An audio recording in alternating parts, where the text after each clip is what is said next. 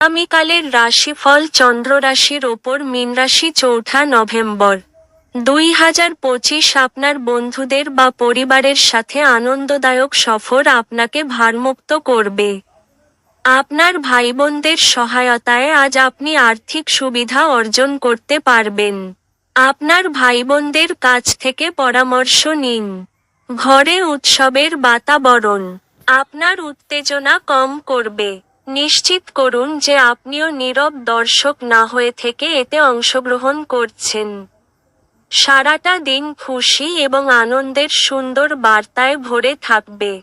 আপনার অভ্যন্তরীণ শক্তি কর্মক্ষেত্রে দিনটিকে অসাধারণ করার জন্য সমানভাবে আপনাকে সমর্থন করবে।